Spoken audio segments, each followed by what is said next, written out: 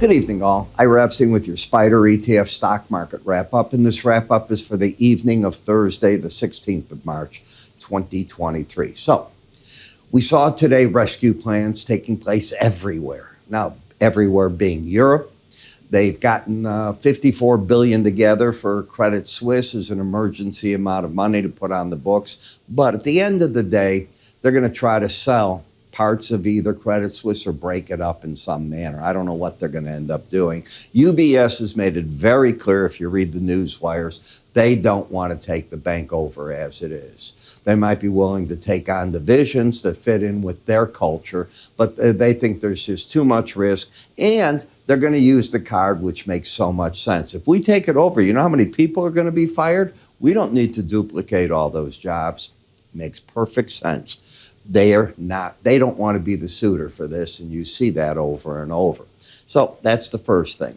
Then, out of left field, 11 U.S. banks, from Goldman to J.P. Morgan, Chase, Morgan Stanley, Bank of America, all the big boys, Wells Fargo, they all come in, and they're giving money for deposits to First Republic. Now, understand, each one of these banks is just taking in billions of dollars as people are running from the lesser tier banks to the big boys.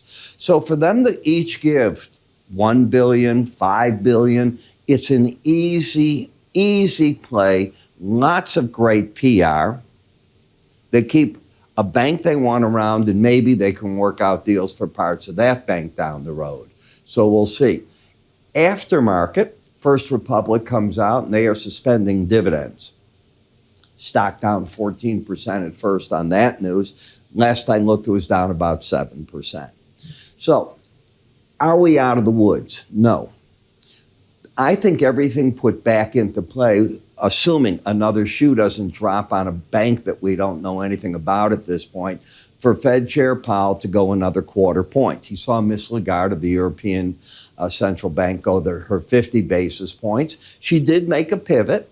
She didn't commit to doing one more after this. They're going to be fully data dependent as they move down the road. Okay. By her saying there were going to be 250 points, she took that away from that. So there's your pivot there. We are data dependent, and I don't think our Fed cannot go to 25. Did you see the unemployment claims today? They fell again. You're under 200,000, the continuing claims down. So we still have a very strong labor market. We have cracks in the seam in manufacturing. And if you watch, be it the Philly Fed or the other regions, you're seeing the cracks show up. However, they're cracks. We're not yet talking where the market's falling apart. And as long as people get jobs this easy, there'll be a problem. Also, I don't know if you're looking at what's happening in the mortgage market, but as it's fallen, did you see today the housing starts and permits? Double-digit gains. Market was not looking for anything like that. Big-time action, counteraction. I find it interesting that with all that news on the banks, because the market you saw rallied in all the indices, Schwab went nowhere. That was a surprise to me. And when I look at the pattern, you're still lower highs, lower lows. What's wrong with the chart is that when you look at moving averages, the 18-day got underneath the 200. You have a bearish setup. There's resistance through this whole area in this chart setup. Number two, the market, all it did is move to the right-hand side of the Bollinger Band, and momentum is trying its darn best to correct. But you still have one of the numbers under 26. Therefore, what do you have? You have an oversold market that is stalled, resistance above it, but nothing bullish on this chart. In the gasoline fund, in fact, if you looked at all the different parts of the energy complex, you were seeing that got overdone. I'm praying that the Biden administration did what they said. Anything under 70, we're still there in WTI crude, but we got down really hard. Are you looking under 68? And there were opportunities there to be buying, and that's what should be done. One of you wrote, well, what if it goes to 39? Who cares? This was a strategic reserve put in years ago at different prices. You just sold a bunch of oil out at 85 to 95. And now you're buying it back at this level. You can go LIFO, FIFO, which way do you want to account? And does it matter? It's meant to be a strategic reserve. Replace it. In NVIDIA, power. This market's looking good. If it'll embed, I'll be all over it. But right now, I still am caught with the idea that it doesn't get through the upper Bollinger Band and it punishes you if you buy into that looking for the breakout.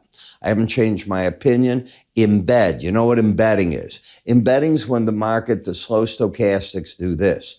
The blue and the red are going to go sideways over 80 for several days or more. And then it allows you to start the program where you're looking at that and you're buying these breaks, looking to sell into that Bollinger Band.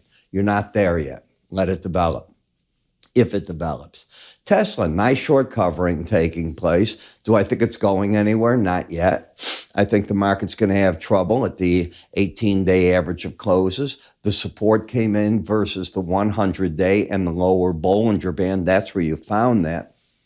So you got a bear market rally. That's how I view it. Why bear? Because you're under the 18-day average of closes. XLF, this is the financial sector. So you moved finally to the right-hand side of the Bollinger Bands. I told you it would. Only 5% of the time do you stay under the band. But this doesn't mean the market's in good shape. What do we have right here? How many days? You've got your embedded readings. Day 1, 2, 3. You've got day after day where you're staying underneath what? You're staying underneath 20.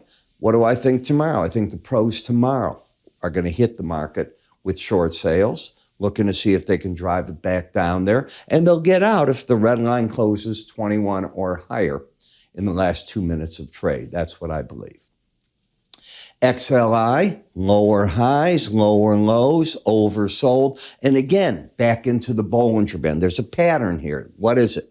The markets got extreme and stepped outside of their Bollinger Bands. They're rallying back into them, and because as a group, and that's what you see in most of these, they're under the 18-day average, this is a bounce in a market that is still overall bearish. The markets that are over the 18-day average, the Bollinger Band is their resistance point. SOX, one of them. So you saw that NVIDIA good. This is good. Can they break out of this? I want to see it. I want something I can sink my teeth into and get bullish, not bearish. So I'd love to see all that. But would I ever tell a client to buy a Bollinger Band? 0 times.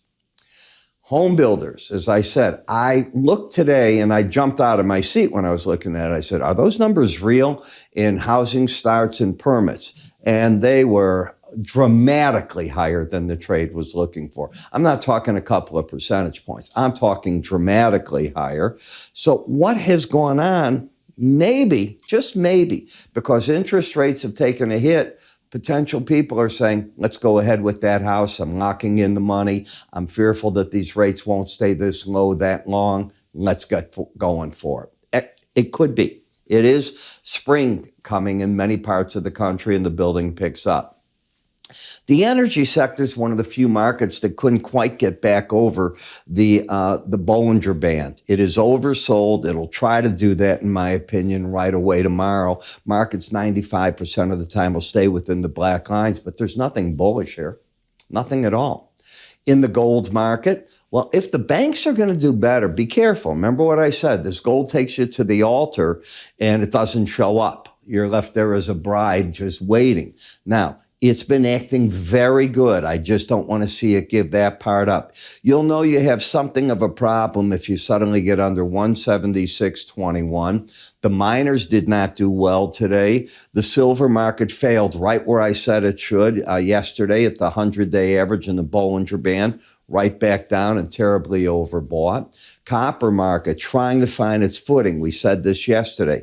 The Bollinger Band potential, here's where we were yesterday. I'm looking for a bottom between there, and I said the 200-day, that should be where the pros are doing a lot of short covering, and I think you can see they did some short covering in there.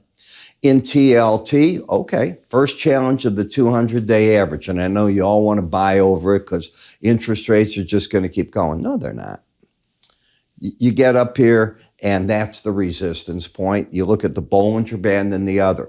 What you have to do in charting, and it's the hardest thing, is toss out everything you're listening to. Ideally, take the name off the chart. I know that sounds crazy to you, right? And look at the pattern. Would you be a buyer there, a seller there? And that's it. You can use the price to get your dollar risks. Just don't know the market. You're going to discover how much better you do with your trade. That's what I used to go around the country teaching people how to trade. These were the old days. You pull into a hotel, you'd rent a big room. We'd get, I don't know, a couple hundred people show up, 100 people. It could be anything, big amounts, small amounts, and away you go. I'd go to the old money shows and do all this too and get a room and be talking in front of people. And the art of charting is to not get caught up with the underlying part. It's either a chart or it's not. So you start listening to it, and human nature is, well, I'm definitely bullish in that. I'm looking for my buy signals, and even if they're not there, you're going to find them. Can't do that. In this chart, UUP, higher high, lower lows, and trying to close under the 18-day average. My instincts are, after everything I am seeing, that the dollar's going to turn down. That is, I look at my fundamentals. The chart action's not here unless you close under 28.35, and even then, you've got a very narrow Bollinger Band. I know what I'm looking for out of the dollar. I'll wait. My turn will come. Last, FXE. You're finding support at the what? The green line, the 100-day average, and the Bollinger Band, and your resistance is the 18-day average. The swing line turned up, but you need to close over 9,800, and you're at 97.98. So I could get minor buy signals here, sell signals in the dollar without much of a problem as of tomorrow. So you put it together. We see what's going to happen. Want to remind you, you can get all my information. I'd like to give you a trial so you come in and you see my morning spider. All you need to do is come up here, give it a click. It says free trials. That'll be where you go to. Sign up for your free trial, and away you go. I'm Ira Epstein. I'll see those of you that do get my morning videos. I'll see you first thing in the morning. I may not be doing tomorrow morning at my 8 o'clock video. I have workers coming in the house. I may have to pass that, so don't look for the free one. There'll be the weekend videos. You take care.